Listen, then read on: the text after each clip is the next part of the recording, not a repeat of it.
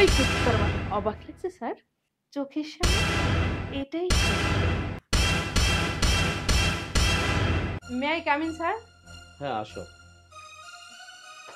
Sir আপনি আমাকে ডেকেছেন? হ্যাঁ ডেকেছি তোমাকে। স্যার কি বলবেন বলেন। তুমি কি এই ক্লাসে আরো এক বছর থাকতে চাও না? বুঝতে চাচ্ছ না কেন যে তুমি এবার ফেল করবে? বিষয়টা স্যার আমি বুঝতে পারতেছি না, এখনো পরীক্ষা আসলো না, আমি পরীক্ষা দিলাম না, অথচ আপনি বলতেছেন আমি ফেল করব। সমস্যাটা কোথায়? তুমি কি শোনোনি? যারাই পাশ করছে অ্যাটলিস্ট সুন্দরী মেয়েরা এই স্কুলে ম্যাক্সিমাম মেয়েরা মনে করো যে আমার সাথে বেড শেয়ার করার পরে তারপরে তারা পাশ করছে। শুনেছি, তাই বলে আমি আপনার কথা মতো তো আর বেড শেয়ার করবো না। আমি এক ক্লাসে 2 বছর এটা ঠিক আছে, আমি এবছর কনফার্ম যে আমি পাশ করবই। পরীক্ষার হলে হবে কথা, রেজাল্টে হবে কথা। আপনার সঙ্গে বেড শেয়ার করে তারপর আমার পাশ করতে হবে সেরকম ছাত্রী আমি না স্যার।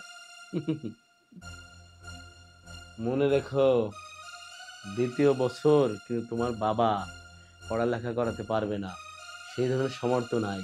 তোমার ফ্যামিলি ব্যাকগ্রাউন্ড পুরোটাই আমি জানি। আর যেসব মেয়েদের ফ্যামিলি ব্যাকগ্রাউন্ড একটু দুর্বল, সেসব মেয়েরা আমার অনুপ্রেরণা নিয়েই পাশ করে। বুঝতে পেরেছো? সবই বুঝতে পারছি, হুম, কিন্তু আপনার মনের আশা কখনো পূরণ হবে না। তাহলে তুমি কখনো কোনোদিন পাশ করতে পারবে না, সারা জীবন এই একই ক্লাসে থেকে যাবে। আসতে পারো। আমিও দেখবো আমি পাশ করি না ফেল করি পরীক্ষার পরে।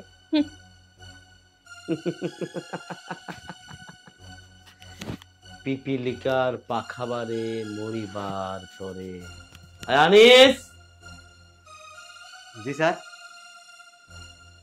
থাকিস কোথায় তুই? স্যার আমি তো দরজার কাছেই ছিলাম। তুই কি সারা জীবনে দপ্তরের কাজই করবি এই স্কুলে? কি করব আর, দপ্তরের চাকরি নিচে দপ্তরি করবো না তো করবো না। বিএ পাশ করে কেউ কি কখনো দপ্তরের চাকরি করে? আরে এই স্কুলেই তুই মাস্টার হবি। সেটা কিভাবে? স্বপ্না, হ্যাঁ হ্যাঁ হ্যাঁ। ওই মাইয়া বাথরুমে যখন যাবে, গেলে আমি তোর একটা মোবাইল দেবো, ওই মোবাইলটা বাথরুমে ফিট করে রাখবি। পুরো ভিডিওটা যাতে হয়, ভিডিও হওয়ার পরে ওই মোবাইলটাই না আমার কাছে দিবি, আমি মজা মাইরা দেখবো। ঠিক আছে। ক্লাস থেকে যখন বের হবে তার আগে তুই তুই কি বলবি? আসবি, পারবি না? হ্যাঁ পারবো। যা তাহলে যা। লাইক মেয়েটা আইতাছে, স্যারে তো কইলো ওই ফোনটা টয়লেটে যা ফিট করে রাখি। আর আনিস আর দপ্তরের চাকরি করতে হইব না, খেলা এত লেখাপড়া করে লাভ হয়েছে কি, ফোনটা ফিট করে রাখি।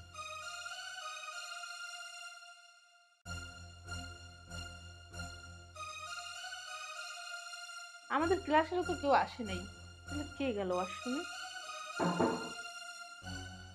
সময়ও নেই।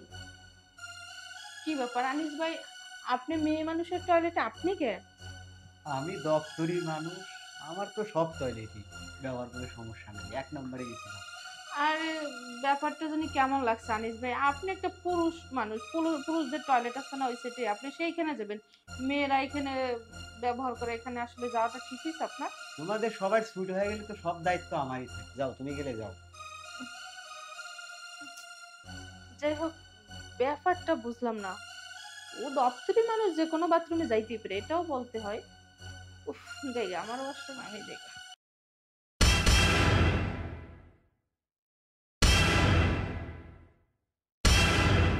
কি ব্যাপার, এই মোবাইলটা ওয়াশরুমে সেট করা, আর এইসব তো সি সি সি সি সি, আমি এতক্ষণ ওয়াশরুম বিষয়ে যা যা করছি সব ভিডিও হয়েছে। না না, এই মাত্রই তো আমি ঢোকার আগে আনিস ভাই ওয়াশরুম থেকে বের হয়েছে। আনিস ভাই, আনিস ভাই, হ্যাঁ কি হয়েছে? আনিস ভাই, একটা সত্যি কথা বলো তো, কি কি? এই মোবাইলটা বাথরুমে কে সেট করছে? না আমি জানি না এগুলো। আনিস ভাই তুমি জানো, তুমি এই মাত্রই কিন্তু ওয়াশরুম থেকে বের হয়েছো আমি আমি ঢোকার আগে। আনিস ভাই সত্যি কথা বলো, দেখো আনিস ভাই, এই মোবাইলে আমি ওয়াশরুমে যা যা করছি সব ভিডিও হয়েছে, তুমি জানো, তুমি বলো, তাড়াতাড়ি বলো।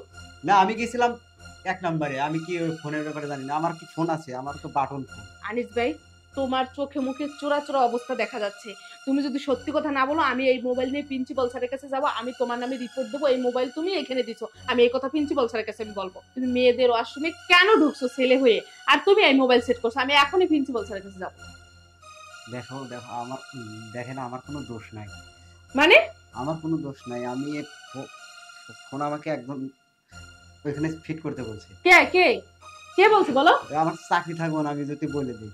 তোমার চাকরি থাকুক বা না থাকুক সেটা আমার দেখার বিষয় না। আমি যদি প্রিন্সিপাল স্যারের কাছে বলি তাহলে তোমারও চাকরি যাবে, আর যে লোক রাখছে তারও চাকরি যাবে। তুমি এখন বলো আমার সাথে। কাউকে বলবেন না তো? তুমি বলো কে রাখতে বলছো সেটা বলো। শামীম স্যার। শামীম স্যার? আমার কথা বললেন তো বলেন না। আচ্ছা আনিস ভাই তুমি এখন এখান থেকে যাও। ও তাহলে এইসব সব শামীম স্যারের প্ল্যান। শামীম স্যারের এতদিনের খায়েশ আমার প্রতি।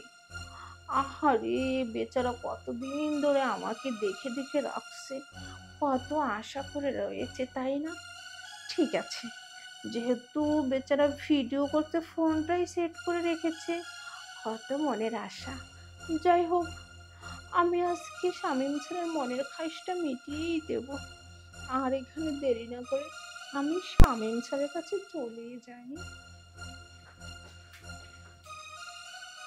যাক, তেজ বেশি না, খুব তেজ মাইয়া তোমার। কৃষকের মায়ের এত তেজ থাকবে কেন? আনিসকে দিছি স্কুলের দপ্তরি, ওকে আমি যেদিকে ঘুরাবো সেদিকেই ঘুরবে। বাথরুমে সব ভিডিও করে নিয়ে আসবে, নিয়ে আসার পরে ওই ভিডিও দিয়ে ব্ল্যাকমেল করে আমার মনের আশা আমি পূরণ করব। কি দরকার ছিল স্যার এভাবে ব্ল্যাকমেল করার? মনের আশা পূরণ করবেন তা ঠিক আছে স্যার, তো এই মোবাইলে ভিডিও দেখে কি মনের আশা পূরণ হবে? আমার মনে হয় আরো আফসোস লাগবে। তাই বলছিলাম আপনার তো অনেক শখ আমাকে দিয়ে খাইশ মেটাবেন, আমাকে নিয়ে বেড শেয়ার করবেন, আমাকে নিয়ে কত টাইম পাস করবেন, সব কিছুই তো এখন হয়ে যাবে। তো শুধু শুধু মোবাইল দিয়ে ভিডিও করার কি দরকার ছিল? আপনার খুব ইচ্ছা ছিল না আমার সব কিছু দেখবেন? কি হলো, অবাক লাগছে স্যার? অবাকের কোনো প্রয়োজন নেই, এটাই বাস্তব।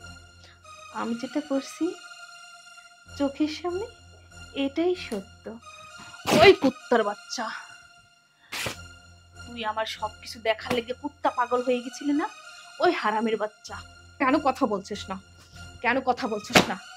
তোদের মতন শিক্ষক যদি প্রত্যেকটা স্কুলে থাকে একটা ছাত্রীও মানুষ হবে না।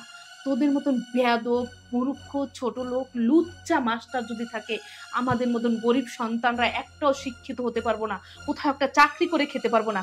এই কুত্তার বাচ্চা, আমার ভিতর কি আছে যেটা তোর ঘরের মা নেই, তুই বিয়ে করিস নি, তোর বোন নেই, তোর বোনের নেই? তোদের মতন টিচারের কাছে যদি আমরা নিরাপদে না থাকি তাহলে আমরা কোথায় যে নিরাপদে থাকবো, কোথায় আমরা পড়াশোনা করব? কথা বলিস না কেন?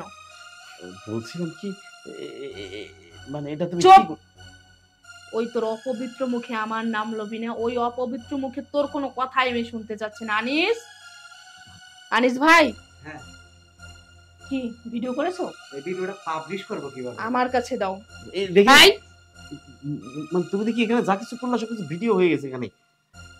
এই দেখ, আমি তোকে যা যা করেছি সব ভিডিও করছি, এখন পাবলিশ করব, জগতের পৃথিবীর সবাই দেখবে, তোদের মতন শিক্ষকরা দেখবে যারা কোনো দিন আর কোনো ছাত্রীর সাথে এইভাবে। এই অভদ্রর বাচ্চা, একবারে চুপ। এই তো চাকরি আজকে আমি খাই দেব।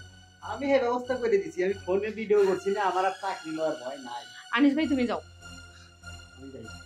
এই বদমাইশ, এই কাজ করার আগে একবারও তোর বিবেকে বাঁধলো না? তোর মান সম্মান কোথায় যাবে? আর পৃথিবীতে যত শিক্ষক আছে তাদের মান সম্মান কোথায় যাবে তুই বুঝতে পারছিস? তোর জন্য হাজার হাজার শিক্ষকরা এখন অপমানিত হবে। বেয়াদবের বাচ্চা, আমি এটা পাবলিশ করে না দেবো। না না না না, দেখো এই কাজ তুমি করো না, করো না। দেখো তাহলে মনে করো যে পুরো শিক্ষক সমাজের কলঙ্ক হয়ে যাবে একবার। কলঙ্ক হবেই তো। করো না, করো না, এই কাজটা করো তুই না। আমার পা ধরে যদি ক্ষমাও চাস তাও তুই ক্ষমার যোগ্য না আমার কাছে। দেখো তুমি এই কাজটা করো না। এখানে কান ধরে উঠবস কর, বলবি আমি আর কখনো কোনোদিনও মেয়েদের দিকে তাকিয়ে কোনো কথা বলবো না। আর ওই সব মেয়েরা হচ্ছে আমার সন্তানের মতো। আচ্ছা ঠিক আছে, আমি এই যে কান ধরে উঠবস কর। অভ্যাস করতেছি আর বলতেছি আমি কোনোদিন কোনো ছাত্রীর দিকে কোনো নজর দেব না।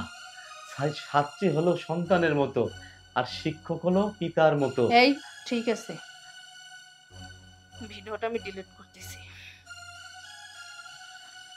এইটা থেকে আমার গায়ের গন্ধ শোক এখন।